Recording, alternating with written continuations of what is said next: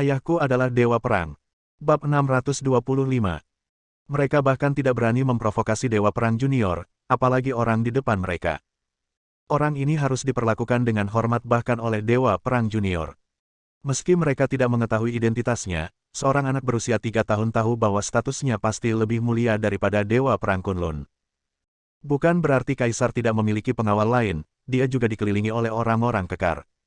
Tetapi, bahkan penembak elit membuang senjatanya dan menolak melawan, bagaimana mereka berani? Melihat orang-orang bersenjata itu mundur lebih jauh dan para pengawalnya tidak berani bergerak, hati Huang Xuanren bergetar. Huang Jianfeng tersenyum pahit, Tuan Guan, Anda benar-benar memukul orang yang salah. Porselen biru dan putih itu memang diambil kembali oleh Tuan No. 2. Beraninya kami menyembunyikannya dari Anda. Mungkin sekarang sudah hancur berkeping-keping, dan bahkan pecahannya tidak dapat ditemukan. Jepretan lagi. Qi Kunlun bergegas mendekat dan menamparnya dengan keras. Kekuatan Qi Kunlun bahkan lebih besar, dan Huang dikirim terbang 7 atau 8 meter jauhnya, lebih jauh dari ayahnya. Dia menabrak sebuah mobil, dan atap mobil itu penyok, kacanya pecah, dan sebagian menembus tubuh Huang Jianfeng, meninggalkannya berlumuran darah, dan dia menjerit kesakitan. Tiba-tiba, semua Huang Xuan tercengang. Qi Kunlun berkata dengan dingin, apakah menurutmu kami bodoh? Karena kami tahu bahwa yang disebut Tuan No. 2 naik pesawat ke sini dan melarikan diri, dan bahwa Anda di sini untuk melayani No. 2, kami telah mengetahui semuanya jelas. Nomor 2 naik pesawat dan tidak mengambil porselen biru dan putih. Porselen biru dan putih masih ada di tanganmu. Jika kamu tidak menyerahkannya, meskipun Tuan Guan tidak membunuhmu, aku akan menyerahkannya. Saat dia berbicara, dia tiba-tiba mengangkat tangannya dan memukul keras mobil yang ditabrak Huang Jianfeng. Segera, kekuatan yang menakutkan menyerbu. Ledakan. Dia benar-benar memotong mobilnya menjadi 2. Huang Jianfeng pingsan di atasnya dan jatuh ke tanah dengan bunyi celepuk, menyebabkan dia muntah darah. Kemudian, Qi Kunlun mengarahkan tangan yang menabrakkan mobil ke arah Huang Xueseng yang tergeletak di samping. Huang Xueseng berteriak cepat, saya akan mengambilnya. Saya akan mengambilnya. Kami akan menyerahkan porselen biru dan putih itu sekarang. Sebenarnya, ya, seperti yang Anda harapkan. Tuan nomor 2 punya tugas lain, jadi tidak nyaman membawa porselen biru dan putih bersamanya. Kami di sini untuk mengawetkan porselen biru dan putih. Segera keluarkan porselen biru dan putih. Huang Heseng, mengapa kamu masih berdiri di sana? Apakah kamu ingin melihatku dibacok sampai mati oleh Dewa Perang Kunlun? Huang Heseng tidak berani mengabaikannya, dia dengan cepat berbalik dan tersandung menuju sebuah villa. 5 menit kemudian, dia keluar membawa sebuah kotak yang indah. Dia tidak berani menyerahkannya kepada Qi Kunlun dan Guan Qianjun. Dia hanya meletakkan kotak itu di tanah, membuka tutupnya dan menyingkir. Guan Qianjun mencibir, berjalan mendekat, dan mengeluarkan porselen biru dan putih dari kotak. Setelah membaliknya sedikit, dia memastikan bahwa porselen biru dan putih itu asli. Dia mencibir lagi, berhenti bicara, lalu masuk ke dalam mobil. Qi Kunlun juga mencibir, mengangkat jari tengahnya ke arah sekelompok orang, dan melompat ke dalam mobil. Segera, RV, yang telah berubah bentuk akibat benturan, berbalik dan berlari menuju kejauhan, melewati pintu yang mereka ketuk hingga terbuka, dan berjalan pergi. Ada begitu banyak orang di Huang Xuan Group, tidak ada yang berani menghentikannya. Aku hanya menatap kosong, merasakan hatiku menjadi dingin. Huang Heseng bergumam, monster. Dia hanyalah monster. Dia pasti bukan manusia, bagaimana dia bisa melakukan hal yang memilukan seperti itu? Ada 5 orang di dalam helikopter itu. Bahkan jika kamu ingin membunuh Tuan No. 2, kamu tidak dapat melakukannya seperti ini. Jika kamu melakukannya dengan cara yang mencolok, apakah kamu tidak takut orang lain akan mengetahui dan menangkapnya? Huang Jianfeng bergumam, karena dia berani melakukan ini, maka dia tidak takut. Selain itu, Qi Kunlun, Dewa Perang Junior, sangat mendengarkannya, apa yang harus dia takuti. Tuan No. 2 mengatakan bahwa dia mungkin adalah orang yang hebat yang bahkan atasan kita tidak akan mampu mengatasinya. Mendengar ini, mata Huang Xueseng dan Huang Heseng membelalak. Yang terakhir menggelengkan kepalanya, tidak mungkin. Dia hanyalah seorang prajurit berkepala besar yang baru saja kembali. Bagaimana dia bisa menjadi orang yang kuat? Bahkan jika dia adalah orang yang kuat, bahkan jika dia bisa membuat Qi Kunlun mendengarkannya, itu tidak mungkin. tidak mungkin membuat kekuatan di atas kita takut. Kekuatan di atas begitu kuat. Di dunia ini, hanya ada sedikit orang yang bisa ditakuti oleh yang di atas. Huang Jianfeng mengertakkan gigi, bagaimanapun, identitasnya jelas tidak sederhana. Dilihat dari fakta bahwa dia bisa membuat Dewa Perang Junior patuh, mungkinkah dia menjadi prajurit berkepala besar? Mungkin dia juga Dewa Perang, dan levelnya jauh lebih tinggi daripada Dewa Perang Kunlun. Itu sebabnya dia berani melakukan hal yang menggemparkan dunia. Kita perlu melaporkan situasi terkini ke atasan kita segera. Sekarang tampaknya meskipun seluruh organisasi pemanggil dimobilisasi, mereka tidak akan mampu membunuh Guan Qianjun. Huang Xueseng tersenyum pahit dan berkata, bahkan jika Tuan No Dua secara pribadi keluar kali ini dan membawa semua elit Hao Hao, bukankah mereka semua akan dibunuh oleh Guan Qianjun? Hao Hao sekarang hanya tinggal nama saja. Sungguh menyakitkan kehilangan separuh negara kita. Tuan No Satu telah menjadi hampir seperti seorang komandan telanjang. Kita perlu mengundang orang-orang yang lebih berkuasa. Semua orang mengangguk. Huang Jianfeng berkata dengan kasar, saya akan melapor kepada atasan saya sekarang. Dia segera mengeluarkan ponselnya.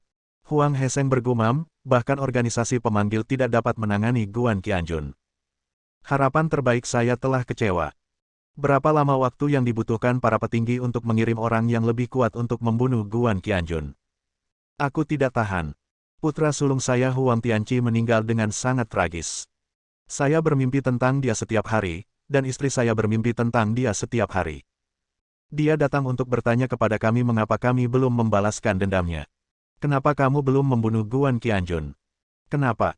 Di akhir teriakannya, dia mulai berteriak parau dan menjadi sangat kuyuh, dengan sedikit kegilaan di wajahnya. Huang Xueseng memelototinya dengan tajam, jika anakmu berubah menjadi hantu, biarkan saja dia berubah menjadi hantu, bunuh Guan Qianjun, dan gigit Guan Qianjun sampai mati. Selamatkan kami dari banyak masalah. Lain kali kamu ingin bermimpi tentang Huang Tianqi, katakan saja ini padanya. Jangan biarkan dia mengomel, dan jangan mengomelimu, seolah-olah kami tidak ingin membunuh Guan Qianjun. Semakin banyak Huang Xueseng berbicara, dia menjadi semakin marah.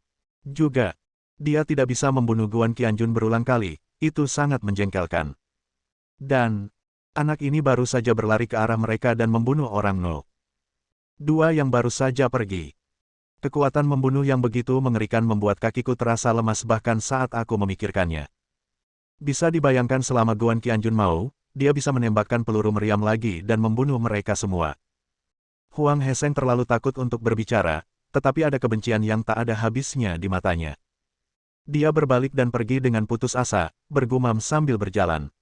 Kamu tidak bisa membunuh Guan Qianjun, dan orang-orang di atas tidak bisa membunuh Guan Qianjun, jadi aku akan menemukan cara untuk membunuhnya sendiri. Putra keduaku Huang Tianyang juga punya beberapa ide, mungkin kita bisa mengendalikan ribuan pasukan. Bunuh Guan Qianjun. Aku akan kembali ke Tianyang sekarang dan memberitahunya bagaimana cara membunuh Guan Qianjun. Bahkan, tidak peduli seberapa tinggi harga yang kita bayar, itu akan baik-baik saja. Bab 626. Saat dia berbicara, nada suara Huang Heseng menjadi lebih menakutkan, seolah-olah dia sendiri akan berubah menjadi hantu. Bagaimanapun juga, rasa sakit karena kehilangan putranya terlalu berat untuk dia tanggung. Baik dia maupun istrinya tidak dapat menanggungnya. Setiap malam, dia memimpikannya Huang Tianqi, berdiri di samping tempat tidur mereka berlumuran darah, bertanya mengapa mereka belum membalaskan dendamnya. Ujung lainnya, Guan Qianjun tidak kembali ke Howard Johnson Mansion untuk beristirahat, tetapi berlari ke Haoyu Tianzuang dan menemukan tempat di mana energi spiritual Dragon Vein terkondensasi. Dia mengeluarkan bendera pemanggil roh dan mengeluarkan beberapa kelompok energi spiritual hitam yang berkilauan. Ini bukan untuk menyerapnya dan meningkatkan kekuatannya sendiri, tetapi menggunakannya untuk menarik munculnya gigi misterius. Namun, gigi misterius itu tidak pernah tertarik. Sebaliknya, gigi itu mengintai jauh di dalam hatinya tanpa respon apapun. Hal ini membuat Dewa Perang tertinggi sedikit kecewa.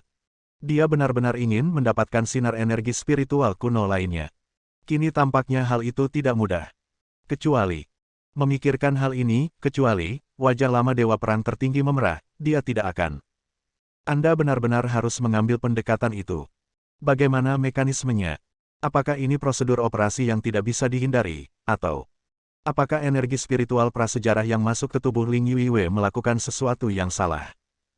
Guan Qianjun tidak banyak berpikir dan langsung menyerap kelompok energi spiritual Vena Naga ini. Dia berpikir dalam benaknya bahwa dia akan membawa Qian-Qian ke sini lain kali sehingga dia juga bisa menyerap aura di sini dan meletakkan dasar yang kuat untuk menjadi dewa perang. Tentu saja, kali berikutnya sudah sangat dekat. Guan Qianjun berencana membawa Qian-Qian ke Pulau Guansu bersama-sama. Jadi sebelum itu, dia harus membiarkan Qian-Qian meningkatkan keterampilannya. Menyerap aura Vena Naga adalah pilihan terbaik.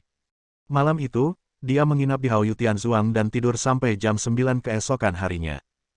Begitu dia bangun, dia berlari mencari bayi kecil itu. Dia tidak melihatnya selama 2 atau 3 hari.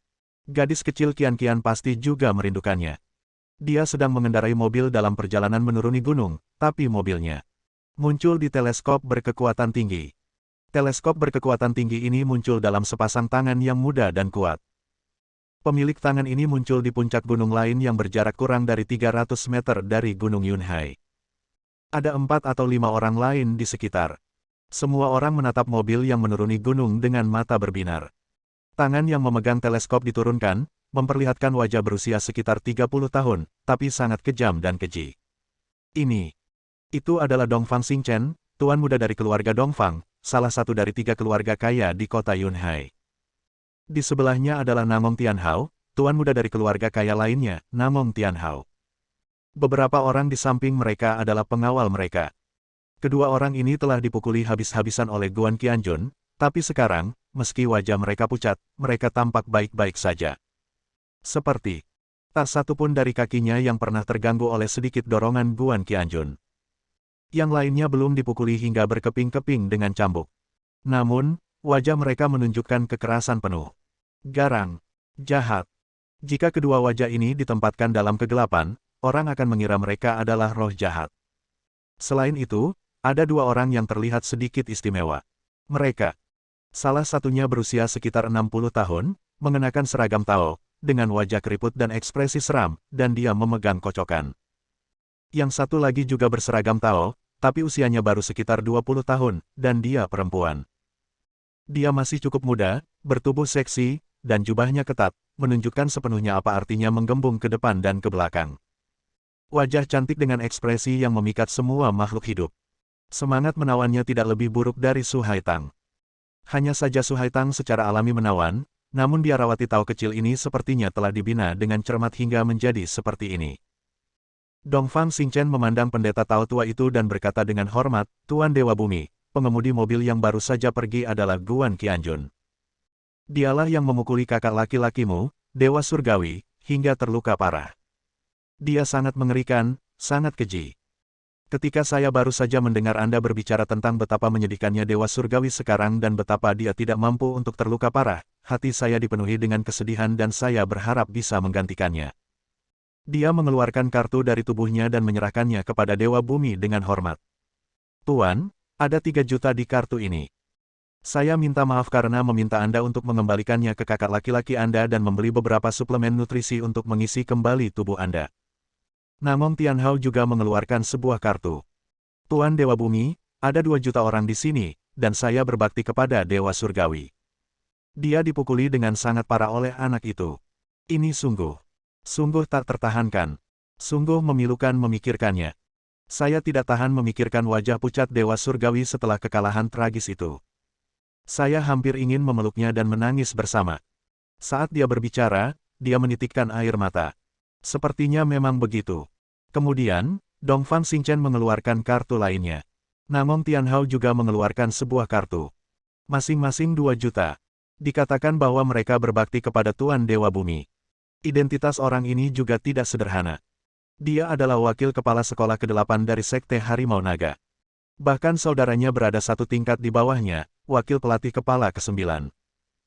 Tuan Dewa Bumi mengambil ke-4 kartu itu begitu saja, mengulurkan tangannya, dan memasukkannya ke dalam hati biarawati Tao itu yang gemetar.